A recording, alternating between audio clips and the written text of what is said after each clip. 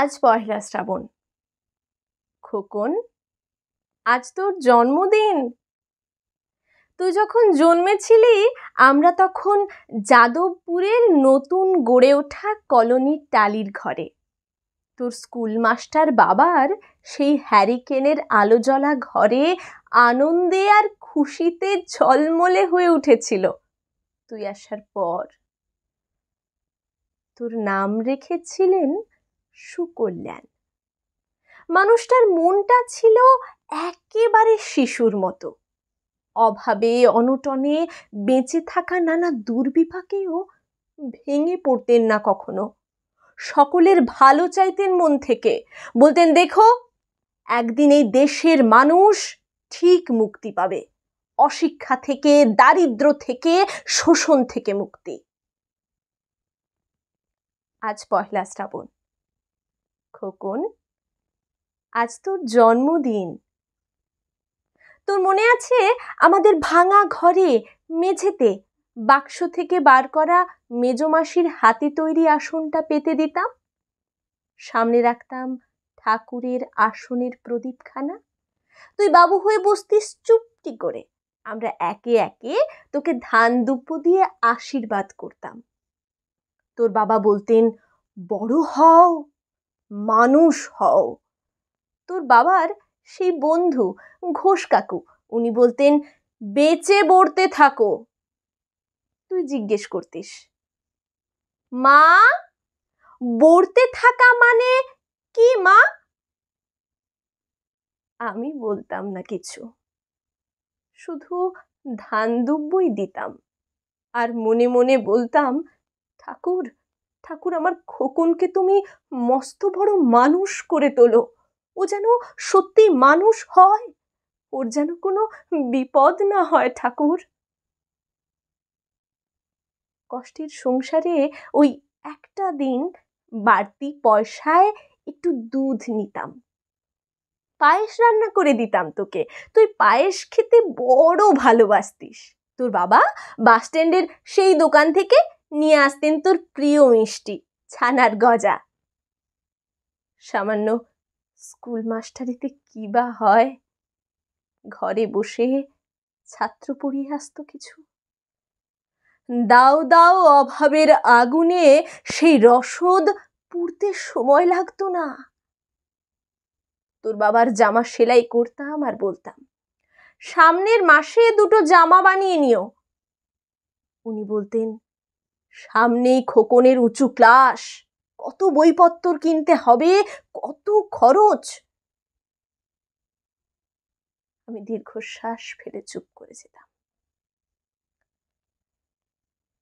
জোনাকিরা অদৃশ্য আলোর আলপনা আঁকত উঠোনের আগাছার ঝোপে, আর আবহ সঙ্গীতের মতো তুই ঘরে বসে পড়া মুখস্থ করতিস, ইতিহাস, ভূগোল, গ্রামার। ঈশ্বর আমাদের নিরাশ করেননি, তুই কত বড় হলি, সব পরীক্ষায় কত ভালো ফল হলো তোর। তোর বাবা বললেন আরো পড়ো, উচ্চ শিক্ষাই উচ্চ সম্মান অর্জনের একমাত্র পথ। তুই আরো পড়লি, কত বড় চাকরি হলো তোর। তোর মনে আছে খোকন, প্রথম মাসের মাইনে পেয়ে তুই আমাদের জন্য কত কি কিনে এনেছিলি। তখন তো চলে এসেছি আমরা শ্যামবাজারে, তোর 2 কামরা সাজানো গোছানো বেশ বড় ফ্ল্যাটে। অফিস থেকেই তো দিয়েছিল। সেই ঘর, সেই বারান্দা, কত স্মৃতি, কত ছবি।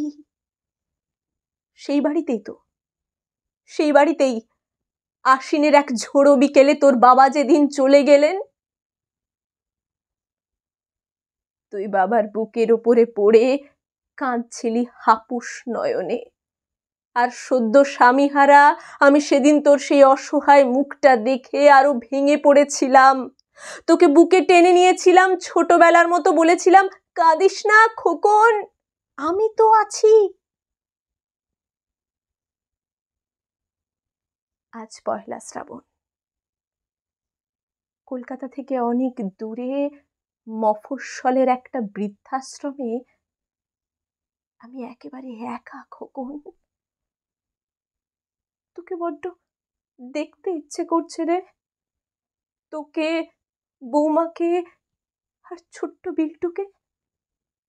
তোরা নিশ্চয়ই আজ সল্ট লেকের মার্বেল বসানো সেই ঝকঝকে ফ্ল্যাটে, তোর বাড়িতে নিশ্চয় আজ খুব বড় পার্টি হচ্ছে, তাই না রে খোকন? অনেক লোকজন, হইচই, খাওয়া দাওয়া। খুব ভালো, খুব ভালো। আমার মনে পড়ছে যাদবপুরে ভাঙা ঘরে রাত্রিরে তুই আমার পাশে শুয়ে মাঝে মাঝে হঠাৎ খুব ভয় পেয়ে জড়িয়ে ধরতিস আমাকে। আমি বলতাম, ভয় কি রে খোকন, যার মা থাকে তাকে কি ভূতে ধরে? তুই নিশ্চিন্ত হয়ে ঘুমিয়ে পড়তিস আমার বুক জুড়ে। তোর আধুনিক সংসারে এই বুড়িটার একটু ঠাঁই হলো না রে। প্রতিমাও তো মা, ওরও তো আছে আমারই খোকনের মতো কোল আলো করা এক চাঁদের টুকরো।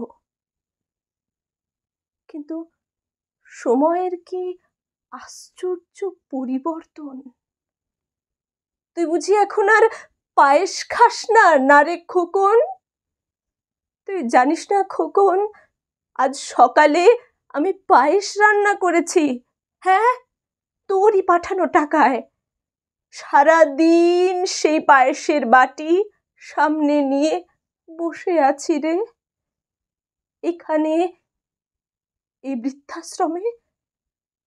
আমার একলা ঘরে আর কেউ নেই খোকন।